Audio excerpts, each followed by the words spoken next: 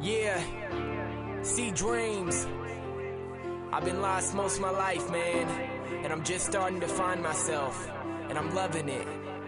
What you gotta do is step out of your comfort zone and do the things that you're mostly afraid of. And sometimes it's hard, but you just gotta push through it, and I promise it will get better. Yeah! Most of my life I've lived lost, looking for something with every path that I've crossed, hoping to find it but never putting in action, looking for answers but never actually asking. Why is that? Afraid to step out of my shell. Why is that? Afraid that I'm gonna fail. Why is that? Cause that's the way the world is. Nah man, that's just the way you're making it. So with one big push and a lot of motivation, I'm headed up a road and it's called life changing. Things were usually good, but this shit is amazing. I thank God for giving me what I'm facing. One big push and a lot of motivation, headed up a road called life changing. Things were good, but this shit is amazing. Why can't we just be people with ideas? We have to, we have to segregate everything that we do, even in high school. You've got, freshmen, sophomores, seniors, all that. You got divides in everything. And especially, in high school, I remember, there was the preppy kids, and there were all the teen kids, the music kids, the jocks, and the nerds, and the really weird kids, and all this segregation, or not segregation, but division within kind of like class, and it really created that insecurity. And I don't know, after high school, I never really had that anymore. I was like, man, that was stupid. Like, really. And we were in prison for 12 years. We were in fucking prison for 12 years. Yeah. There's really no difference. I mean, we got to go home for critical visits, but that's about it. Most schools nowadays are actually built by people that build prisons. Like, no joke. Same people. It's like Black and Hunt and all these different, fucking prison building companies. They build the fucking schools. Yeah. One of our teachers actually admitted it. He was like, yeah, this is built by the same people that built the prisons. Even in high school, I was talking to just random kids, and people were like, man, schools are like the most socialist place ever. And I was like, wow, you guys actually have a brain. And I remember a few people saying that to me, not just one or two, but quite a few people saying that to me. I'm like, wow, you guys, that's smart. You could go. I had very few people that I would talk to that knew any clue of what was going on. I had one, anarchist friend in high school, and he's, not an anarchist anymore. He's, a hippie that, does acid every day. Wannabe anarchist kids don't know what they're talking about. School, you don't even have free speech. I remember there was a court, or there was a rule that they do that's almost like it is pretty much against free speech or freedom of expression, and it's never been tried in court. It's never been fought in court, so they could still enforce it. So I don't know. It's really sad when you go to school and shit. My government teacher absolutely hated me. I hated that bitch too. There's actually a class called government. Oh yeah, it's called government. Me being in there, I mean, at that time, I didn't know I was an anarchist, but I still had, honestly, I wasn't an anarchist through high school. I figured out I was an anarchist when I got out of high school. But, I still had the same mentality. And, she, about the Michigan militia? It was pretty much, the CIA guy or some kind of agency infiltrated and started talking about violent things in the militia, right? And then they pretty much used that. Or is that another? Nope. That is the Hutari militia, and that ties into what I'm about to say. That is the Hutari militia. That was a guy that was in the Michigan militia, but got kicked out and then went to Ohio and formed his own. And this is one in Ohio. It had nothing to do with Michigan militia. And Hutari militia is where they were talking about killing cops, and, they're the ones that got busted. Right. But, so she showed us a video of that, the current event, bullshit that she did. And at the end of the video, she was like, oh, militias are, not something to be involved with. I'm like, yeah, they are. it's defending, your country. I mean, you don't, even in an anarchist society, they basically be militias. I mean, defending yourself. And, like, she said that, they're all talking about killing cops and stuff like that. I'm like, no, they aren't. Those guys are idiots. The Michigan militia are, insanely smart people, and I've talked to them on, many occasions. And then at the end she goes, well, they're racist. I'm like, no, they're not whatsoever. Supports your claim, Yeah, that's exactly what I told her. I was like, where's your evidence that they're racist? She's like, it's common knowledge. I'm like, it's common knowledge that they're not. So I actually went home and printed out the requirements for the Michigan militia and slapped them on her desk. I was like, find and show me where it says that you have to be white.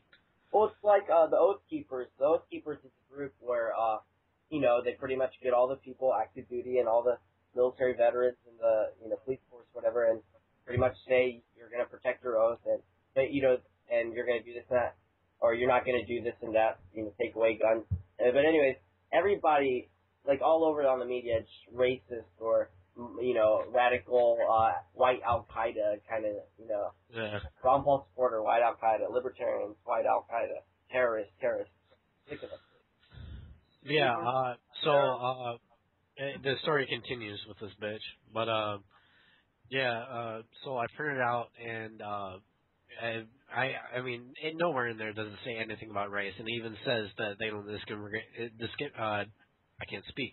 They don't you know the word I'm trying to say. Discriminate. There we go. I couldn't say it for some reason. But, it says that they don't discriminate between race. And I threw it on her desk, told her to find it. Of course, she couldn't. And then it ended up being the next day we started watching Bowling for Columbine. Yeah, at the school? And, yeah, in the government class. And I've already seen it, so I knew this was going to be amazing because it's going to prove my point. Because Michael Moore, he goes to the Michigan militia and interviews them. And right in the middle of the interview, the guy goes, yeah, we are not racist in the least bit. Yeah. And I just threw my hands up. I was like, thank you. Yelled it right in class. The class started laughing. Paint anyone who owns a gun in a bad light in that fucking movie. I remember in high school, oh my God, this is when I was starting to wake up. I remember this was when I was like kind of getting into the whole, 9/11. I started with 9/11, and then I started with I found out about Ron Paul, and then so on down the rabbit hole of the truth. But anyways, yeah. So I had this teacher in high school that was it was for my history class, and he was pretty much like very socialist. He even says we should have more liberal socialist programs. He said if there isn't enough liberal socialist programs in Washington, this is why we have so many problems, and that's why we have so many poverty and all this. And I was just like, oh my God. And I remember him even saying, oh yeah, we need the bailouts because and without the bailouts, they're just too big to fail. Our banks are gonna go all. I was like, man, let them fail. And everybody, I remember it was the very first bailouts or whatever it was, where they were gonna bail out all the car companies and shit like that. And I just remember, I was like, why? Actually, the car companies, they weren't the first ones. The first ones was the banks. The TARP plan, it was the banks, and then the cars, they were later the same year. It like right around like December is when they bailed out the car company. Yeah. So, anyways, he was brainwashing the kids. I remember like these random kids that had no idea what they're talking about. They're just talking out of their asses. They have no idea how the economy works. They don't even have any idea what the Federal Reserve is or what bailouts are even as and what free market is all about.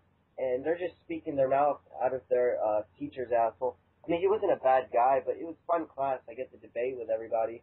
Right? Don't apologize for him. If he's indoctrinating the youth, he deserves all the verbal punishment you can give him. All right. And I remember, after in the middle of the year or whatever, this lady comes in with like anti-drug message, which I don't mind. It's fine. Educate the kids about how the dangers of drugs. But I remember her even talking about marijuana, and I was like, yo, okay. She was like, she was showing this really propaganda film about drug. Yeah, this person was doing marijuana, and she got cancer. But and then end of the movie or whatever, end of the video clip, oh yeah, she also says, yeah, I also did all these other drugs like meth and stuff. Like, oh shit, you're smoking cigarettes and you're smoking meth. And everybody, and I was the only one in the classroom. I was like, this is bullshit. I didn't say bullshit, but I said, I was like, you don't know what you're talking about. You're lying. Marijuana, no one has ever died. No one's got cancer from it. And people were like, just shut up, Isaiah, shut up. And some kid was saying, ask her if marijuana, has anybody overdosed with marijuana. But anyways, yeah, it's just, it's ridiculous how they come in the high schools and say marijuana is dangerous, and at the same time say heroin's dangerous. And it kind of ties into the Joe Rogan video that I posted on Wake the Youth, how the gateway theory, a lot of people say, oh, marijuana is a gateway theory. The only reason it's a gateway theory is because they have this disinformation within the school system saying that drugs are bad and they're dangerous, but kids do marijuana and they're fine. They're like, whoa, the government's bullshitting me. So they actually, the reason why it's a gateway drug is because it's being sold in the same places where all the other drugs are being sold. Yeah, that's part of the reason too, because affiliations of drug dealers also affiliated to other drugs, so they have a better chance of going to those drugs. But I think a big majority of the gateway is also because they lie about they class marijuana as class A or class 1, which is also heroin and all heroin and PCP. PCP, yeah, it's ridiculous. But on the subject of drugs, most of the people that we find highly intelligent have experimented with drugs. Yeah. Which is fun. It's ironic. And what's interesting is I actually talked to my neighbor about this. I said, I've noticed through high school, the people who do drugs are more open, especially marijuana and other hallucinogens. They're more open-minded to listen to other information. I said, my argument was, well, maybe marijuana makes you conscious and makes you look outside of the box. And his reply, my neighbor's reply was, and he's a very open-minded guy too, but his reply was that, well, if you're doing drugs, you're going to be rebellious, and you will have those liberal kind of values. So you'll be more open-minded, but not open-minded, but you'll be rebellious. So you're open to hear those kind of anti-government messages or truth behind conspiracies and things like that. Which I don't agree. I don't. What do you guys think about marijuana? Do you think it opens up the mind into thinking alternate ways? Definitely. I don't know about that. And follow propaganda. Well, I at least know for me, no. I mean, it doesn't. I mean, all it does is just makes you relax, basically. I mean, for me, that is. I mean, it doesn't open my mind or anything like that. I mean, I don't understand, where people get that from, but. What do you think, Ammon? See, I don't know. It's difficult because right now, marijuana is illegal, so people who are going to be buying it are already going to be somewhat anti-authority anyways. Well, not necessarily. I know plenty of people that aren't anti-authority that smoke it. I mean, my own brother, he's nothing like me, and he does it. Like, he thinks I'm crazy for my beliefs, and he smokes weed. I mean, it has nothing to do with anti-authority or authority or anything like that. I don't know. I don't know. I don't know what it is, but I just noticed through even high school, the only ones who would really be open-minded to hear about it were people who were like into hallucination and hallucinogens and what is it? Also, they're into like what is it? Meditation and things like that. Now, sorry, go ahead. I was just gonna say, but a lot of times, like you'll find people in that same community, they're not really, I would say, anti-authority on principle, but just that they're open-minded, and that basically means that they'll believe anything that you throw at them. My brother's not open-minded in the least bit. Not by any means. I'm just talking about like the New Agey community, you know? Yeah. Community? Pardon me, Ammon? What did you say? The New Agey kind of community, where they're all like, you know, it's like neo-Christian hippie people. Oh, you're talking about the whole reptilian stuff? Well, no. I'm talking just like, you know, like just like New Age and yeah. New Age kind of neo-Christian stuff, you know, the science of mind kind of stuff. Well, I'm kind of like, I mean, spiritual, like, because I believe in, like, a higher, I don't believe in, like, the Christian God or any other God, but I do believe in some form of higher power or some kind of, I don't think this is just it. I don't know, Ammon, if you're atheist or not. I don't know. I'm kind of agnostic in a way. I do believe in, like, certain laws of, the universe. I believe in karma. I believe in those things, how we create our own, our destiny by our actions, whether we take it positive or negative, and that kind of whole law of attraction kind of thing too. I don't know if you believe in that, but I don't think it's just this. I mean, this whole consciousness and experiencing reality, I think there's more than just this, you know, molecules, animated molecules, you know. Well, here's how I think on that. It's who knows? Nobody knows for sure at all. No matter how much your belief is or anything like that, nobody knows 100%. So why get yourself caught up in it? Why not just treat everybody like, you know, why not be the best human being that you can while you're here?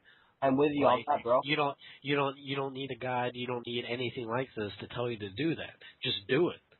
Yeah, Pendulum said something kind of similar. He's like, the reason why I'm an atheist and an anarchist is because I don't know.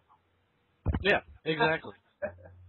I mean, how many gods are there that human created? Like 35,000, maybe even more. I don't know. Yeah, and they're all tied together. They all have similar story structure. Well, not just that, but how do you know your God is the right God? How do you know your religion? That's why I don't I believe religion or the Bible. I mean, I think there's great things in the Bible, but, you know, if people went along with the Bible, there could also be people who are nuts, you know, that say, oh, well, this part of the Bible says this, so I'm going to... And some of the most evil people in the world were God-fearing people. I mean, Hitler was a Christian. Yep. You know?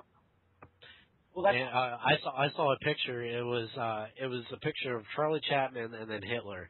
Below Charlie Chaplin it said atheist. Below Hitler it said Christian. Oh, really? Charlie Chaplin was atheist? Yeah, Charlie Chaplin was atheist. The guy in the movie, right? Yeah, the comedian. Yeah, yeah. I mean, it's just funny. It's total opposites, and you know. I don't. By the way, on Awake the Youth, one of the guy we added or whatever, he said he was. I guess he took it that Awake the Youth was a group about anti-religion or anti. I don't want anybody to think that. That's just my views personally, and coincidentally, that's what we all kind of think so too. But I'm pretty sure that we're open to any. Because see, the thing is, the religion. This is how I see it as a libertarian. It's your right to believe in whatever God. Just don't force me. Just don't start any wars between a religious fight or conflict. That's just all it get. Don't put my life into your fight. Exactly. I mean, if your philosophy, if you don't believe in Muslims, I don't mind, but don't start a war against Muslims or create this hatred. That's what it is to me. Just keep your religion to yourself. Yeah. Exactly. I was up in Detroit. I was going to a punk show, and it's like it's one of the most peaceful places I've ever been. Like, you think about that, a punk show, but we had communists there, we had anarchists there, we had Republicans, we had Democrats, and we were all there for the same goal, and that was being more free. And it's just like it's the same idea with religion. It's like we're all here, and we're all here, you know, together. Like, why can't we just get along and, you know, get away from this, you know, religion that's separating us? Like, we, you know, all, you know, Democrats, Republicans, all. I mean, we had all this, you know, different beliefs that, you know, were separating us, but we were still there, and we were still peaceful because we had this common goal, and you know, it's the same concept. Right, I was watching, if you guys haven't seen it, I know you have seen it, Achilles. What is it? What the Bleep Do We Know? down the rabbit hole. Oh, and yeah. I just love. I mean, it might be pseudoscience. I don't know if everything's accurate in the movie, but I love the message. And the message was the separateness creates, like, it's the culprit of evil, pretty much. It's the culprit of conflict, separateness. Just the whole idea of the separateness. If people all thought in a more positive way how we're all more connected, how we're more closer than each other than further away from each other, then there wouldn't be so much conflict. We'd be, common, the commonness of all of us. We're all different. It's not, I don't even, like, how we fill out forms. Are you Native American? Are you African? How about just human? Kind of like that. Exactly. Just, anyway, my point was, just taking everything in a positive way rather than negative, rather than separateness. And, and I've noticed religion a lot of times does that. Even with my parents, they're Buddhist, and I know they want me to become the Buddhist. And I'm in a sort of a way, I love the Buddhist philosophy. So I'll count myself as a Buddhist, but I'll never, I'm really not into the whole, organized religion part of it. Because you never know, there could always be corruption, and religious institutions, there's a lot of times there's corruption too. So I think organized religion is a very, very dangerous thing. You got to be very careful. Yeah. Because once you get an organized religion, it ends up being a business. It's a business that doesn't get taxed whatsoever and takes in billions of dollars a year, and we just keep giving it to them. And I know they tax again. We shouldn't believe in tax in the first place, but but still. Yeah. But my point is, I know they do a lot of great things. I'm just saying there could be corruption, and a lot of people who are religious, they get very emotionally, they get very emotional. And I even noticed the very first time we talked about religion on a Wiki, that's when we had the most intense debate, the most, even name calling was happening when we talked about religion.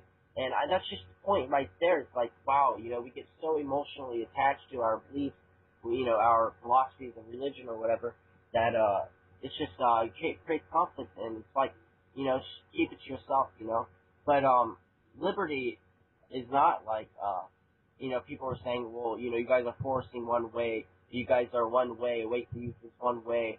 But no, freedom is not one way. It makes people together. It's our common goal to be free, not to be enslaved.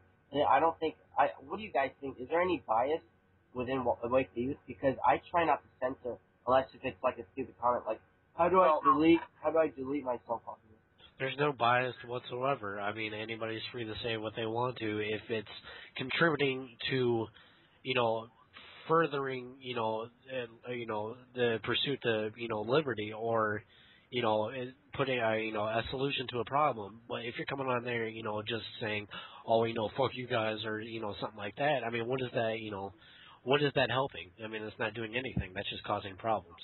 And yeah, that's why I just wanted to put that video to Cult of Ron Paul, because although I disagreed, I think there were some good valid points on there. And I just wanted to put both sides of the argument. And also, a lot of people say you post a lot of Ron Paul stuff, so I just wanted to put that. Who gives a fuck? I mean, there's no, I don't mind. I'll put Ron Paul stuff if I want to. Yeah, it's like, who are they to say that? Okay, and what's your problem with that? Like, that's, your viewpoint. I mean, you like Ron Paul. I mean, it'd be the same as them, posting something else. I mean, it makes no difference that you post a lot of Ron Paul stuff. You believe in Ron Paul. I mean, they can go suck it. I mean. I like Ron Paul, and I'll support him because it's not about him winning. You just posted a response to the Cult of Ron Paul Ammon. It was a great blog. I think everybody should read that. But it had valid points. I disagree with certain things, but I don't know what I was saying. I just lost my track. But anyways, but the reason why I support Ron Paul is not to get him to win an election. It's about the message. It's about what's the cause. People don't even know the cause of our economic problems. It's Federal Reserve. It's banks and Federal Reserve and government bailing these federal. It's mainly Federal Reserve's fault. I mean, most of the problems are just Federal Reserve, and people don't even know that. Imagine if Ron Paul didn't run in 2007. Did the media ever talk about the Federal Reserve? Barely. about before 2007. Ron Paul's the guy who ran in '08, who talked about who's the only one that shed the light on Federal Reserve. You know, I haven't heard anybody else mention Federal Reserve besides Ron Paul. Imagine if he didn't run in 2007 and '8 and this year. Nobody would know about the Federal Reserve. Nobody would be talking about it. And everybody would be talking about, oh, it's the damn Democrats that wins the problem. Oh, it's the damn Republicans. And, no, it's the fucking Federal Reserve. So that's where success. He's not a success as a politician because, I mean, what he's actually been able to do in office is not very much. His success has been in education. Education, yeah. And he's just a public, to me, it's like a public speaker, you know. He's like kind of I don't want to compare him to Alex Jones because I don't like him, but, you know, the Michael Benoit or the Steve Rhodes or whatever, all these people within the truth community, within the freedom community, within the, peace community, explaining what's going on, the truth and, causing, it's the message, man. It's the message that's important. I'm not trying to get Ron Paul to win. It would be great if he could win. He'd probably be shot like Kennedy or all those other guys that try to stop the Fed. But my point is, it's about freedom. Honestly, I don't even think he'll make it into office. Like, I know that sucks, but, like, it's very unrealistic to, think that he could win. Because, if he's pushing all this stuff to end the Federal Reserve and all this stuff, do you really honestly think he's going to get into office? Do you think they'll let him get into office? They won't. And me and Ammon talked about this in the car one day. It was a libertarian group we were in, and we were discussing about Ron Paul. Is he winnable? And personally, I don't want to get people down. Everybody who I enlightened about Ron Paul, everybody who I shared about Ron Paul. I don't want them to think that he can't win, but personally, I don't think he can win either because the system is too corrupt. They're not going to let him win. They got control of the system, and I think what he's doing is great. He's shedding the light on the causes of all this problem. Yeah, and he is waking people up. He's waking people up. See, what I think is when shit's gonna really hit the fan. When shit hits the fan, in I don't know, in the next 6 months or in 2 years, I don't know when. When shit goes down, he's gonna be the guy that's gonna lead the mental revolution, the intellectual revolution, the philosophical revolution. And I think people are gonna say, man, this guy was right. And I think it's the message, man. I mean, we don't need a violent revolution to change shit. All it takes is, It's like I said, dude, definition of a revolution is a cycle. I don't want to replace the government with another government. Exactly, and I've debated this as well. It's because people settle. It's just like the people, in Egypt, the people in Tunisia, and all this. They protest, they get all this anger out, and then the government goes, okay, well, come back to us, and we'll make things better. Don't worry. It doesn't make any sense. It's like, no, if you're going to protest, if you're going to do this, do it, fully. Don't go crying back to them, and think that they're going to fix it. It's just going to be, you're going to go in the same spot that you were before. And I think that's where you're getting that idea from. Revolution, it doesn't necessarily mean you'll go back to the same cycle. It all depends on the people and, if it's a true revolution.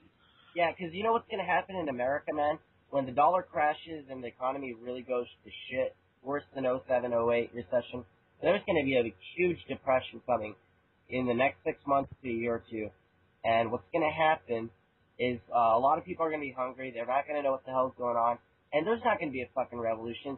The revolution you're going to see is people trying to get food. It's rioting, and they don't know what the hell's going on, and they're just fighting each other over food. It's not going to be an intellectual revolution.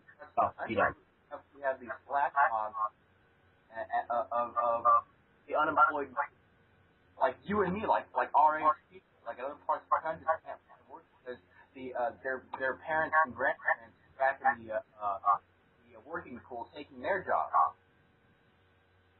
Yeah. Hey, Ammon, I have a hard time hearing you. Can you get closer to the mic, please? Every once in a while, there's a weird thing going on with my mic. It keeps echoing between Isaiah's, and it keeps, cutting you out. That's weird. Alright, is this better? Yeah, way better. Okay. You're good, bro. Yeah, I don't know. What else did you guys talk about? Yeah, I mean, like on the terms of revolution, I think if you want the anarchist, society to happen, there is going to be the revolution. Like, I mean, it's not just going to happen. People aren't just going to, go with it. I mean, it's not possible like that. You'll need, a revolution type of thing to happen in order for, it to go to anarchy. I mean, it's impossible for people to just go, okay, let's do it. I mean, people are so. I mean, there's so many brainwashed people that just won't have it. Well, you need people to get pissed off in order to go. Wait a minute, this isn't working. You need to have always going to result into government. They're always going to say, okay, we're going to have a revolution, but we're also going to have a government, because people don't think like that. I mean, I'd love to live in that kind of anarchy world of just everybody in harmony and peace and sharing and trading together. But it's just I don't see that happening, because a lot of people still think that government is still the answer, whether it's limited government or not. And I'm still buying into that. I still buy into limited government because I'm a libertarian. I'm not a full anarchist. So that's my view, but I don't know. What do you guys think? And a lot of people think that anarchy is, completely no government and nobody can tell you what to do. Well, that's true, but it's voluntary. Like, if you want to participate in a capitalist society, you can. If you want to participate in a communist society, you can. If you want to participate in a socialist society, you can. It's all up to you. And if you don't want to participate in that, you have every right to not participate in it. We should have these states. California will be like the super liberal anti-gun society or whatever, or a state, and then like somewhere else, like the Free State Projects will be like the anarchist libertarian society. Yeah. So on, Texas will be the Republican conservative, the social conservative society. I don't know. But at the same time, you got to make sure you're not hating each other because of your different societies. Yeah, and then you can move if you don't like the socialist society that ain't doing good and everybody's hungry there. And of course, there'll be societies that don't want anything. They just want to live. I mean, the possibilities are endless. Who is John Galt? You actually read the book, though? I have not read. What's the book called? Atlas Shrugged. Atlas Shrugged. No, I have not. It's a huge ass book. But isn't there like a 40-page literally of a speech just in there, like 40 pages of somebody speaking? That is crazy, dude. Like, I would love to read that before I die, though. It's a pretty good book. It's not really the best like story, but it definitely has a lot of examples of neo-Aristotelian virtue, and it's pretty awesome if you're into that kind of thing. If you actually want to take interest in philosophy, probably a really good book to read. Yeah, I mean, I'm not much of a reader. I'm starting to read. I think like it's kind of sad to say this, but I've never read a book until probably when I was in I finished the full book. It was actually Revolution by Ron Paul. And I think that was when I was like a sophomore or a junior. That's the very first time I read a full book. And after that, since I've been reading a few books here and there, but I'm not much of a reader, but I'm trying to get into it. It's like, yeah, I would love to read that book. Definitely one of these days. When I finish all these other books that I'm reading right now, but I'm a slow reader, so it'll take me a while to read the 1,000-page book. It's a good book, right? I mean, you said in the past it kind of changed your life. Yeah. Really. I'm not much of like a book reader. Like, I'll sit down at the computer and read something online, like a full book online. It's just sitting down with an actual book. I don't know. Get one of those Kindles, man. It bores me. Those Kindles, I tried one out. I don't actually own one, but I tried a friend's out, and I really liked it actually. I'm thinking about one in the future. It's pretty cool, and the backlighting, it makes it look exactly like a book page. Like it's really easy on your eyes. Oh, really? You can stare at the screen. You can put it directly up to your face, and it's not going to burn your eyes out. Oh, cool. Like I bought like 2 magazines in the last 2 days, and I've barely read anything out of them. It's just like I don't, it's like the last thing that I do, is sit down and like read a magazine. Yeah, nowadays the only time I read is during my break when I'm at work or whatever, and there's nothing to do. I'll just read. I'll just grab my. I have a book reading, "Never Be Sick Again" by Raymond Francis.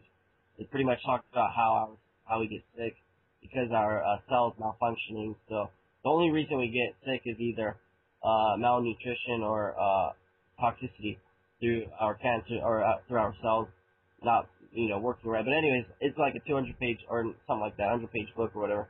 It's taking me forever, man. I just read slowly, like each day, like just a little chapter, a couple pages. And, it's like I'm not much of a reader. It's hard for me to it's hard for me to find a book that like interests me as well. Like there was one book that I found like a while back that I read like the first page and I was like hooked and I was reading it like crazy. But that like it's really hard for me to find a book that will get me into it like that. Like I read a lot of And the Fed, and even that like it didn't have that factor. Like I was reading it just because of the information, but it didn't have that I gotta read this book again. It was just kind of I gotta read this book. A lot of factual books are kind of like that. You just read it once, or you just read it for the info. But I don't know. I've never really read novel books much. There was one book. It was when I lived in Washington State. My English teacher actually recommended it to me. And I didn't think I would like it at first, and then I started reading it, and I got hooked onto it, and I couldn't stop reading it. I forget what it was called. It was about it was futuristic, and it was like this kid in like the space academy or something like that. Who was the author? Oh, I have no clue, dude. I can't even remember the title. Yeah, it was an awesome book. And then another one I can remember is The Giver. I don't know if you ever read that. It was a book that we read in high school. Or not high school. I read that in middle school. That's all right. Yeah, that was another one that got me hooked. That was really good. Yeah, man. But yeah, so what do you guys want to do? What do you guys think is the answer, or what's the answer to all these problems? I mean, is it electing Ron Paul? Is it just enlightening people with the message of liberty, or what is it? Well, all right. Let me I think the best thing to do, you personally, is to live your life as free as you can in spite of the statists, and inform everyone you love, and try to persuade them. Because honestly, yelling at people on the street is not going to accomplish anything. Because how often have you been persuaded by somebody with a sign on the street? I know I haven't been persuaded that often by people with signs on the street. It just doesn't, most of the time they're stupid, half the time they're bums, they're just asking for cash. I'm sorry, you don't persuade people that way. You have to forge relationships with people and persuade those around you. That's the best way. Yeah. Honestly, the way I woke up is somebody that came into a chat room I was in and said that 9/11 was an inside job. It works. That was the internet version of somebody standing on the side of the road. Well, how I woke up at first I was like, dude, you're fucking crazy. Get out of here. But then it got the idea in my head, and I actually started researching it. And, I actually, woke myself up. But it's not necessarily an automatic acceptance of what the person's saying. It's getting the person to think about what you're saying and getting to, to look at what you're saying. Well, I can see where you're going with that. But I don't know. With me, I'm kind of skeptical of a lot of shit, so. Yeah. How did you wake up to all of this, Ammon? What's that? How did you wake up to all of this? Were you already always awake, or what? No, I was in the military, dude. Jesus. I was completely, a part of the system, and I didn't have any plans or anything in life. I was gonna, do my 20 years and, stupidly expect the government to provide for me my whole life. Yeah. But I guess probably it was the Ron Paul presidential campaign, and I think the first documentary I saw was Freedom to Fascism. Freedom to Fascism? Yeah, one of my friends that I worked with in the Coast Guard gave that to me, and I watched it, and yeah. And down the rabbit hole, right? Yeah. Yeah, with me it was, well, let me just say, 9/11, well, there's something within the buildings that always kind of, not questioned, but always, like, gave me an interest. Well, I don't know what it was. It was just, it's big. It's a big deal, planes crashing into the building. I even remember when I was a kid, I saw planes hitting the building, and my mom was just shocked, and I just started crying. I don't know why. I mean, maybe it was because I knew so many people died. But then, so I've always had that interest within 9/11, and I was Google searching 9/11 clips, and I watched 9/11 Mysteries, which I also posted on the way to you, so hopefully people watch that. But and then that just kind of I watched the movie, and I talked to my teacher about it. This is in my high school, and my teacher said, "Have you seen Building 7? Do you know about the Federal Reserve?" And that just created a whole, through that, it's just, found about Ron Paul. I found about libertarianism and the liberty, Federal Reserve, all this and that. So down the rabbit hole. You're lucky to have the teacher. You've met him, right? Which one is he? Well, I'm not going to say on here, but you've met him probably. I had that survival group that I started. Yeah. Came to that one. Yeah. Oh, you were there. You were there. You and me and David. We all. Yeah. I remember that guy. Yeah, good guy. He's a really good guy, a smart guy too. But yeah, I was really glad to have that teacher. And it just kind of woke me up through that way, I guess. Yeah, dude. Before I woke up, dude, I don't know how I thought this way, but I was a capitalist person. Like, I believed that, fuck the little person, and, if you were poor, you got yourself that way, and it's your fault. And, I look back on it, and I totally despise that person that I was. But, going back on the subject of, a person standing on the side of the road, that's totally what that was with that person coming into that chat room. And I remember this person coming in there, and they just came out of nowhere and, and said it. And I was like, dude, you're crazy. But then, like, the next day, I went to my teacher, and I actually discussed it with him. I was like, so I heard somebody say that 9/11 was an inside job. What is your opinion on that? And he goes, I'm not entirely sure that he would do that, knowing that it could cause, an economic collapse. And just, like, discussing it like this got me to think about it, like, majorly. Like, would they really want to do this? And I started, just thinking about, events and stuff that's happened. And, it just kind of, spiraled from that, and I started researching and, all this stuff. I started looking into the Kennedy assassination and all this stuff, and, came to the conclusion that, shit's fucked up. Yeah, like, and it all started with that one person. And that's all it takes. Like, you don't have to accept it at the beginning. And like, with me standing, at a protest or something like that, that's not my goal. That's not my, my goal is to get those people to accept me, immediately. It's to get them to think. Like, one of my signs, it's talking about the governor, and it said, "Have you read Rick Schneider's bill yet?" It doesn't say that Rick Schneider's an ass, anything like that. It's asking a question. Have you read the bill? It's not saying anything negative. It's saying, have you read this bill? Yeah. That will at least, that'll kind of trigger a conversation rather than a standoff. Exactly, and that's my goal. Like, just saying, Rick Schneider's an ass. Like, that doesn't get anybody anywhere. That's just you throwing your opinion out. Yeah, maybe that'll get them to think about it, but not as much as a question. Have you read the bill? And it's not a question that is swaying either way. It's just asking you, have you read the bill? Which, it's funny because when I would stand out there with that sign, I'd have people, like, flip me off. Like, I don't get that. Like, I saw that picture, actually. Yeah, it's like it's not a question that's swaying either way. It's saying, have you read the bill yet? And the people that are flipping me off are the people that know, what the bill says, and the opposition. Right. Yep. So yeah. Anyways, are you guys cool with me posting this conversation? I really think it makes more people think and want to discuss more on Awake the Youth. I think we've had a healthy discussion today. Yeah. Oh, yeah. Sure. Yeah, it was good. It was great. Totally.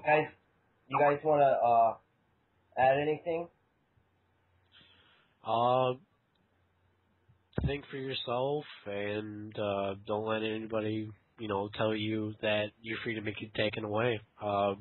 Liberty and freedom is a state of mind, and nobody can take it away from you. Heck yeah, man. Yeah, true that. Ammon? Be excellent to each other. That's good.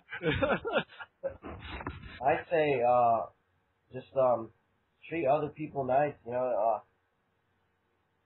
I hang out with people sometimes that I'll bring something and they don't even say thank you. And I think a lot of kids these days don't even have the decency, or it's not that they don't have the decency, or they just don't even know to say thank you, appreciate things.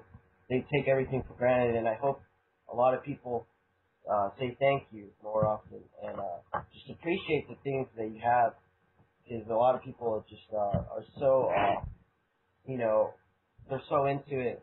They're so into the whole, oh, I have to look like this and the insecurities, and you got to get over that, because there's more greater things to fight about than, oh, I don't have that car, or I don't have that suit, or I don't have that, it's just there's better things out there. That brings up something too, on the terms of like saying thank you and stuff like that. It's something that people don't do, as often as they should. A perfect example of why, how that affects people is we went to a restaurant a couple of days ago, or I think it was yesterday, and our waiter, you could tell the guy was new, like he was, brand spanking new, and he was very nervous and all this stuff like that, and I made sure to be kind to him. I went out of my way to say, be kind and say thank you, and made sure he knew that I appreciated that he was there, serving us.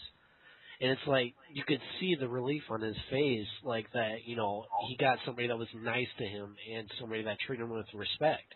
Yeah. It's like, that goes a long way, no matter how small it is. Even if, you live in New York City and you want to get in a piece of pizza and you said thank you to the guy that gave you the piece of pizza. Like, that goes a long way. Like, I know, a lot of stereotypes within, New York is, people are rude and stuff like that. It's like, you don't have to be like that. Yeah. Don't live into that stereotype. Like, be nice to people regardless of where you're at. Yeah. I forget who said this, but I think it might have been like Joe Rogan. I think it's like, if you want to do a revolutionary act, go and meet your neighbors. Yeah. Exactly. Meet your neighbors, yeah. And I think talk to as many people as you can. I hear a lot of my friends I hang out, they're like, oh, why talking to that random person? Just I'm like, bro, I just want to communicate. Like, I want to communicate. Yeah, exactly. Every chance I have, like, I wasn't like this before. Like, I was, I'm always quiet. I used to be really quiet and kept to myself. But nowadays, I just want to meet as many people I can, man, because life is too short, I guess.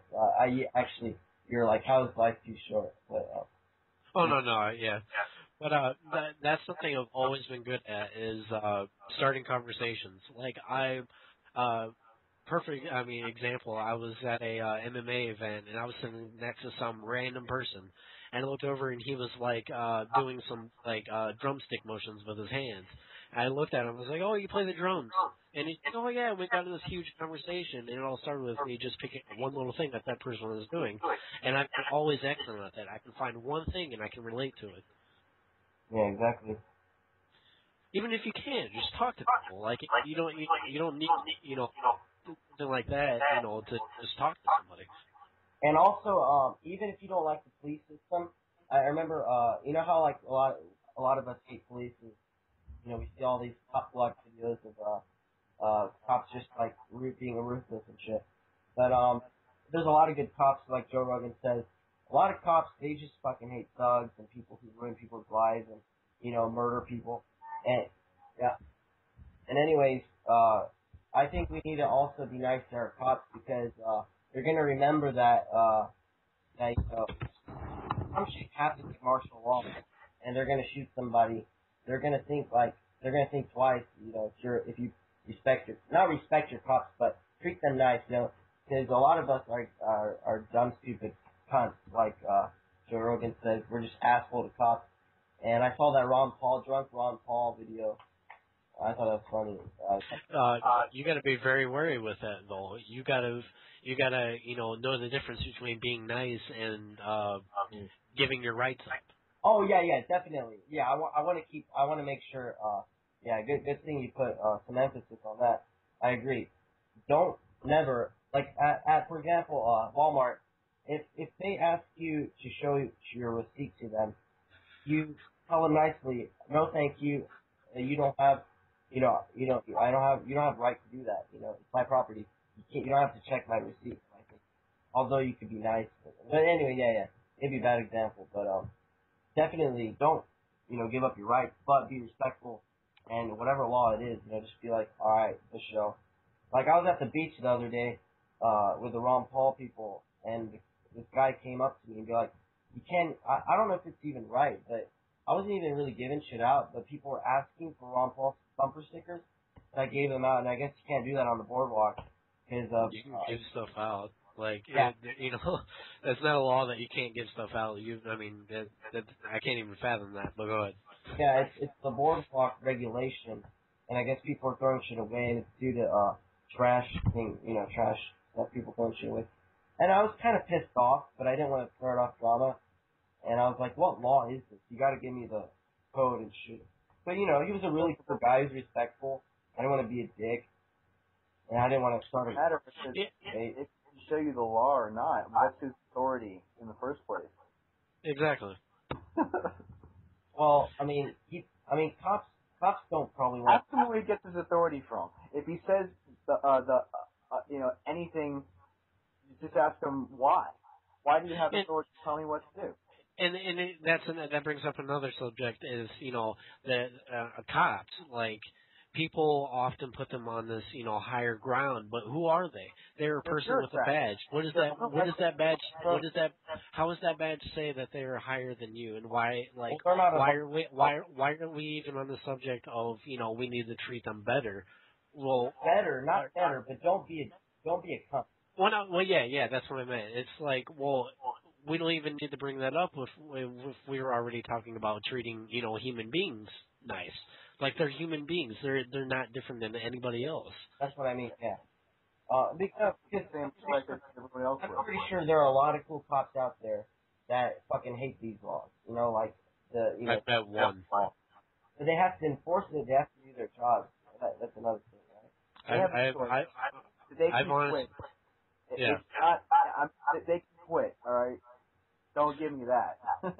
I've honestly only met one cop that I can fully respect. Really? Yep. Well, tell me about it. He was a cop that I did graffiti. It was legal graffiti. It was a cop that I did graffiti and skateboarded with. What? Yeah. That's tight. He was like the coolest, dude in general. Like, I would do graffiti with him, I'd skateboard with him, and then, I would go and see movies with him and shit. Like, he was a really cool guy. He was your friend. What's that? He was your friend. Yeah. Well, my point was, I'm pretty sure, well, anyways, my point was, cops are just there to enforce laws, even though they don't like it, And I think that's why we need to change the laws if we're going to live within this system. But, if not, then, whatever, but this whole... If they're enforcing laws that they don't agree with, I don't understand that they quit. Yeah, true. A lot of cops have quit, though. That John McLean or whatever the fuck, that old dude. That guy was a cop. He saw how, the regular day normal cop turned into, finding. Oh, there was this video, by the way, I saw. You know why cops these days they don't get any respect, but firefighters do, because firefighters aren't out there looking for fire and starting fires so they can take them out. Cops out there all the time looking for trouble. Why don't you just chill out until we call you? And that's why I think everybody should own guns, and everybody need to be able to protect themselves from criminals and thugs. Well, here's some fun facts about having a police force. All right. First of all, majority of crime that occurs, cops are usually just there to show up after the crime has already happened. Exactly. So basically, what they're really there for is restitution for people who have been wronged. They're not really there to actually prevent crime.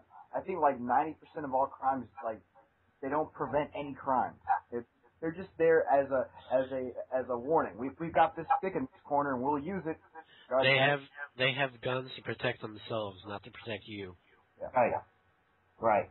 And that's why me and my dad were talking about this. I'm like, Dad, I want to own a gun because the economy's going to get worse.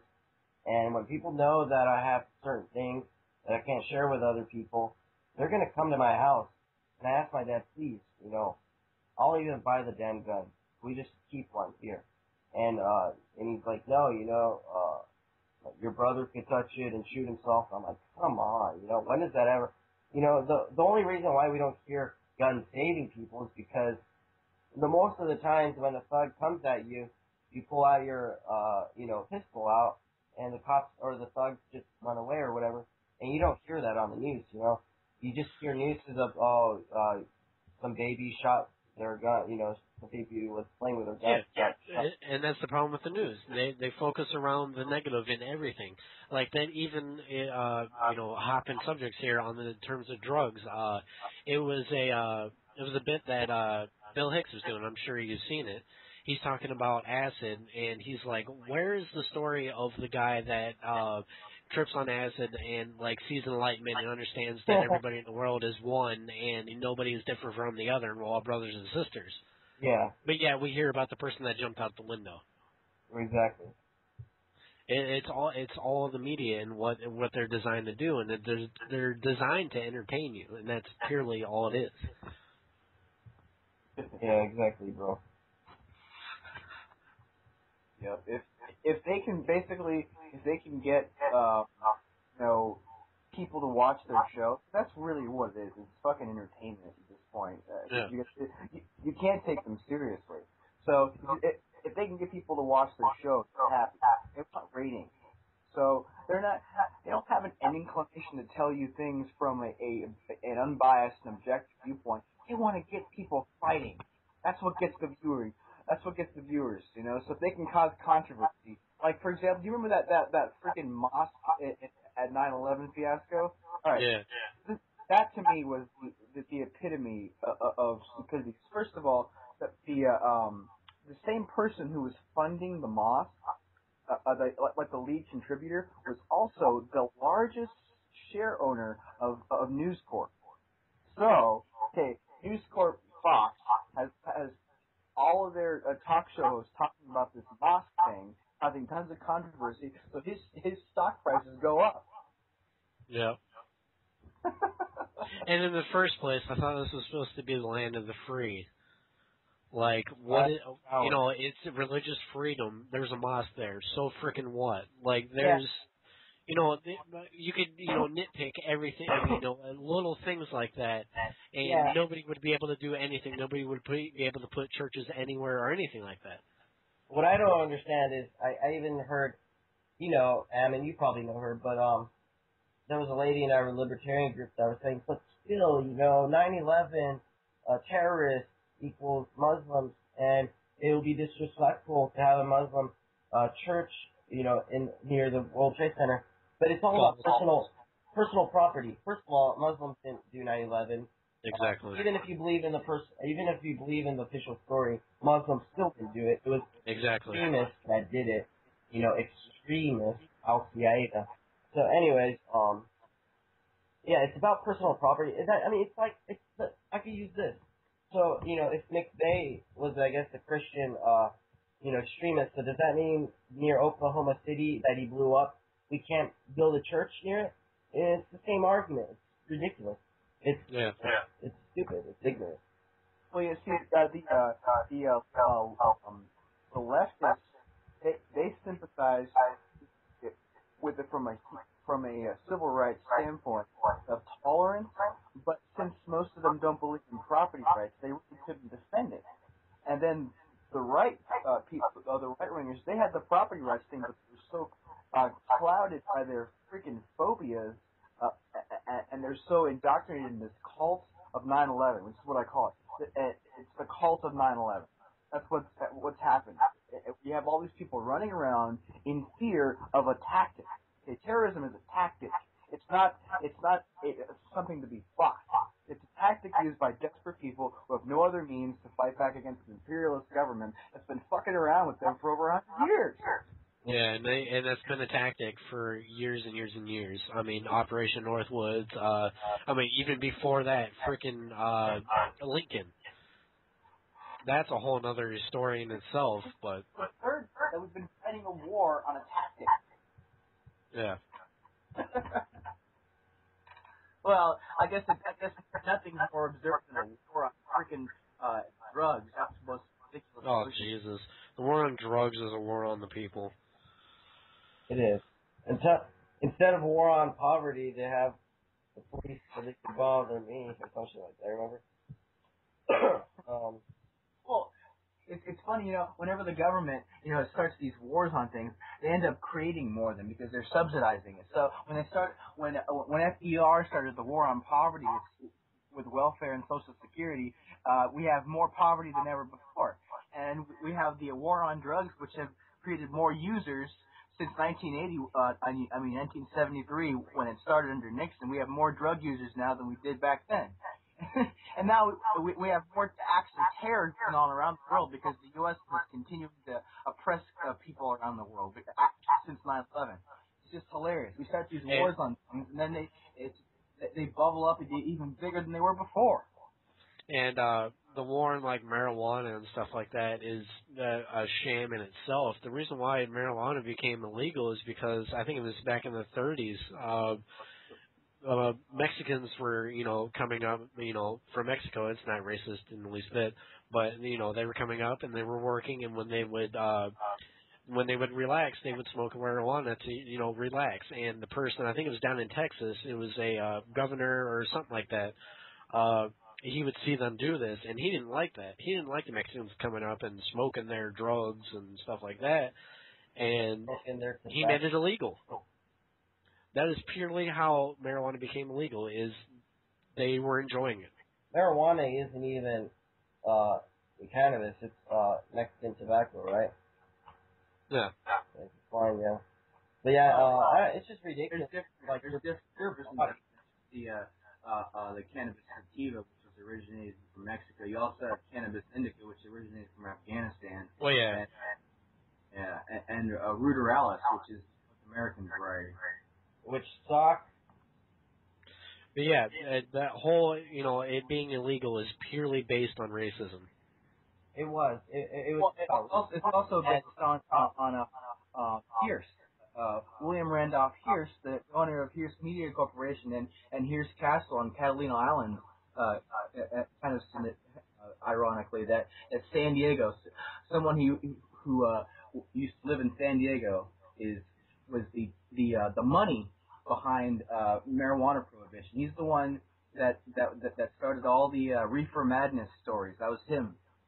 And it was basically because hemp produced a better paper than trees. Yeah, I heard something about that. Yeah, have you guys seen The Union? It's a great documentary. I'll post it on Wiki one of these days. Great documentary. Yeah, you should see if we can find that and post it on the site. What? The Union? Yeah, see if we can find it somewhere on YouTube. I know where it is. I'll do one of these days, or I'll do it in the near future. If you guys want it, I'll do it right now. Yeah. I want more people to talk. Posting all this stuff because people need to view it, to expand their minds a little bit. Yeah, exactly. Great documentary though. I know a lot of potheads has already seen that one. But yeah, I don't know, dude. It's just yeah. I think a lot of kids need to start getting engaged because it's gonna affect their lives and it's gonna affect how they live their lives.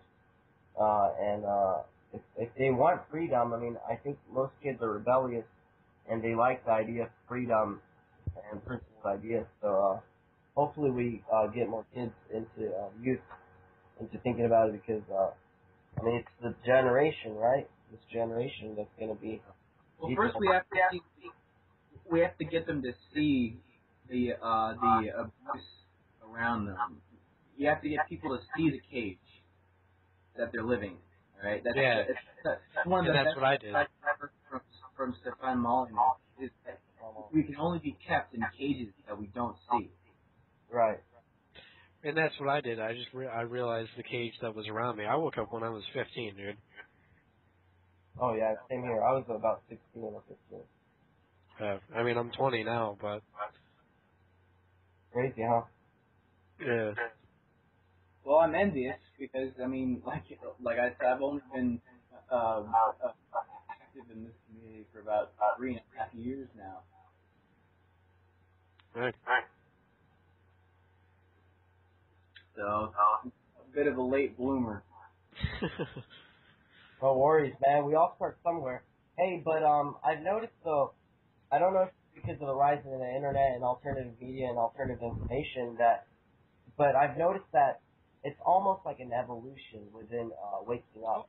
Oh yeah, definitely it is. It's the beginning of an evolution, and like people are becoming more intelligent, Yeah, and are more higher consciousness. Yeah, and people are being sorry. People are being more aware of their surroundings, and you look at generations before ours, and it's less realization. Look, and like you mention any of this stuff to a lot of people from older generations, and they'll think you're crazy. Still. Yeah, well, it's not a problem though. If you're only looking on the internet, okay, I know more people than ever are on the internet now, but it's rising. There's still so many people that just use the internet for email. They don't look around at any of the sites that we go to, and we tend to think there's more of us than there really are because we're only looking online. But right. then we're still a tiny percentage of society. Seriously, I mean we can't be too optimistic. But I think people are waking up though, and I don't know if it's an outside force, but there's something that's taking the brain. It's kind of stimulating our third eye. I think I don't know something. Yeah, I don't know if it's in the air or if it's some kind of outside force. Maybe it's Nibiru. Who knows? As long as it stays away from my third arm. Yeah, exactly. You don't want any gay alien stuff, but definitely I don't know what it is, man. I don't know if it's this higher consciousness kind of, but there's something within I don't know if it's the internet, but it's affecting us, and I think a lot of people are waking up in the same pace. Just going deeper into the rabbit hole. I thought I knew everything after I found out about 9/11 and Federal Reserve. And man, there are things that I'm figuring out still now, and I'm still waking up, man. I'm still going down the rabbit hole. I'm still learning about different shit, different ideas, and I love it, man. I don't know. I was always a weird kid, though. I always wanted to know how things work, and I was always into astronomy and how the universe works and stuff like that. And I used to watch Discovery channels, and then I just wanted to know how the universe works and how everything works. Why is the moon there? How does that work? How does the sun affect us? How long does the universe? How did this all start? And then I kind of got into politics and history, and how the world works, how politics works and geopolitics, etc. So I don't know, man. I was always a weird kid, but I always had that mind, the mentality of questioning things. I've always had that question mind. I always asked my parents, why, and I was always annoying people, but I don't know. What about you guys? Were you guys always had that question mentality, like always questioning things? My parents used to be heavily religious, and I got kicked out of every single Sunday school I got put into. Oh, really? Yeah. They couldn't take me to church, which eventually led to their own somewhat atheism. They're not full atheists like myself, but the fact that they couldn't bring me to church with them, it kind of led them to stop going to church. Yeah, man. I don't know. A lot of people that I meet along the years that I've been awake and I've been fighting this. A lot of people have like the same problems. Not the same problems, but a lot of things I've noticed were alike. Whether it's how we grew up or how we were raised or how we always thought. I don't know. There's something, and I don't know. I'm just very passionate in changing shit because I just can't let this happen. I just can't let shit happen. Like people dying and shit.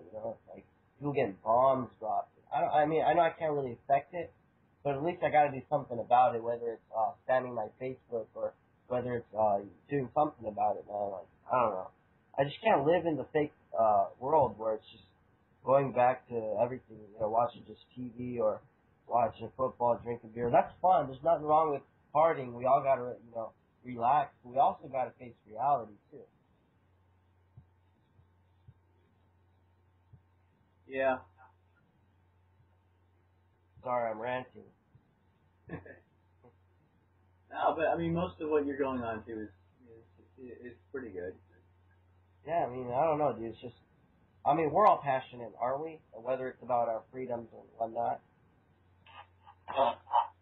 I think once you realize the depth of the level of tyranny that's around you, and you see how most people just accept it, you get frustrated. That's how I am. I get frustrated by seeing how some people don't care and accept it. And oh yeah, apathy, it pisses me off, and like it's unattractive, like to me. Like if a chick is apathetic, there's no way in hell I can date her. Yeah, there's certain things that you have to concede because I mean we can't fight aircraft carriers, but at the same time you don't have to take it with a smile on your face. Yeah, and it's also the level of ignorance that really pisses me off.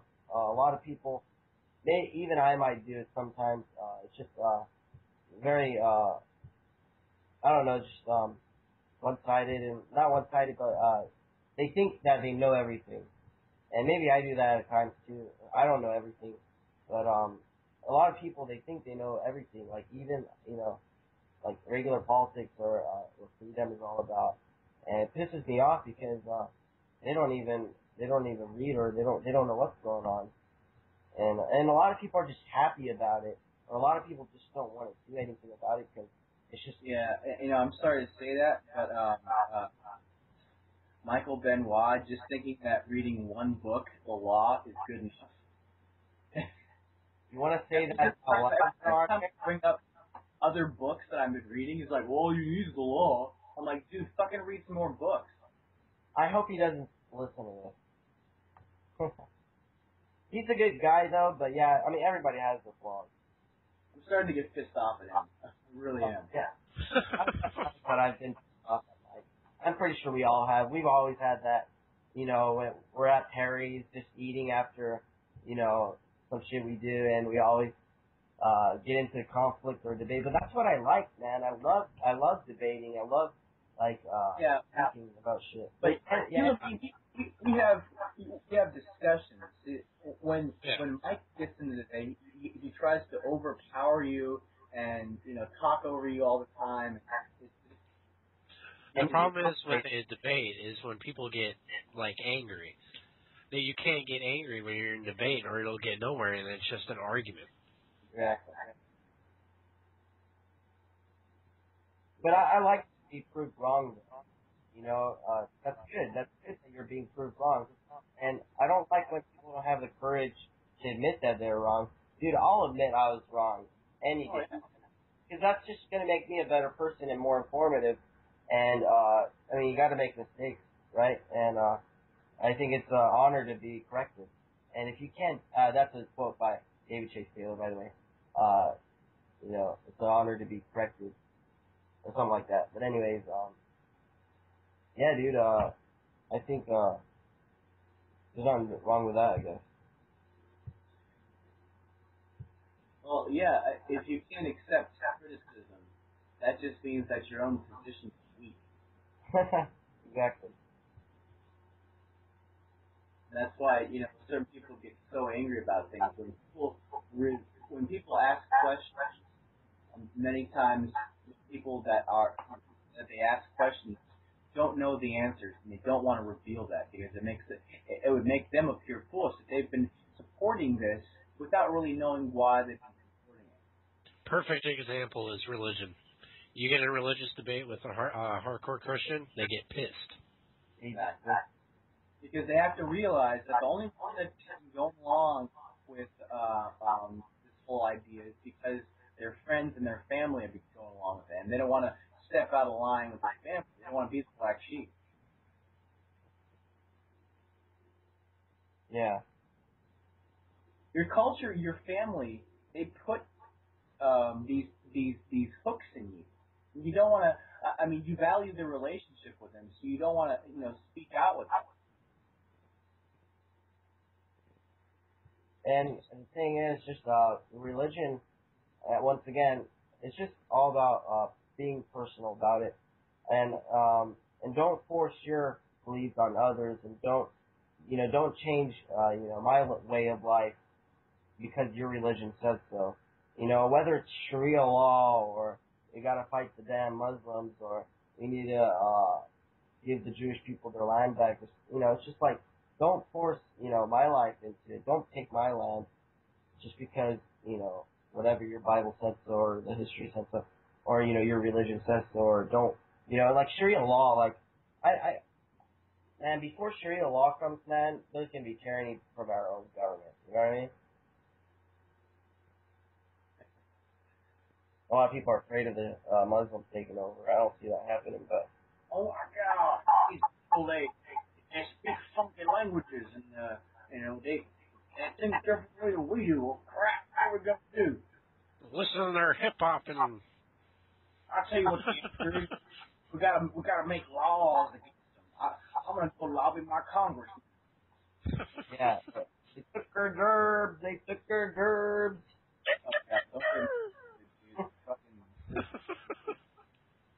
Took our gerbs. And that's such a prevalent argument because people don't understand economics, and the real reason why jobs are lost to illegal immigrants is not because of illegal immigrants. Illegal immigrants are just taking advantage of government policy. Right, exactly. Government creates the problems. And I was talking to this, I was at a Tea Party event, and this guy was very pissed off because Ron Paul doesn't believe in borders. Borders is in, like, fences, the border fences, the 300-mile fences. And, no. Dude, you should have just told me he was a fucking xenophobe. At that point, this person isn't worth my time. I said, like, so are you afraid? No, but I enlightened him. I explained to him the problems that we had, and he understood. You got to give them a chance, man. They're conditioned through the media, their politicians, and all this news. They're conditioned to think like, oh, and they haven't really critically think, would a border really stop people coming? No. The problem why we have all these problems, these illegal immigration problems, is because we have free welfare, free amnesty, free education, free healthcare. Of course anybody would want to come to this country, but no other country does that besides America. Giving all this free stuff to their illegal immigrants and, letting it happen. And it's not because they're bad people. I mean, I'd probably do the same thing too if I knew somewhere else were going to give me free education for my kids. I'm not going to blame the illegal immigrants for doing that. I blame my politicians for making those kinds of stupid laws. Yeah. In some ways, I'm kind of jealous of them because, I mean, they don't have to, as long as they can get paid under the table, you know, like, and keep, you know, the government from figuring out that they're illegal, they can get away with not paying any taxes. Lucky bastards. Yeah. That's the thing, is people, that's the other thing, is people are like, well, you know, if I'm paying taxes, everyone's got to pay taxes. You know, if I'm getting whipped, everyone's got to get whipped. Exactly, bro. It's another mentality, it's that sickest mentality, like, well, you know, I have to walk to school and, you know, in the rain 5 miles, so everyone should have to do that. Exactly. And we actually had a discussion about that. It's the people's idea of pursuit of happiness and success. Success is different between each person. Each person defines it in a different way. And that's what causes a lot of arguments, is people think that their view of success is the only way.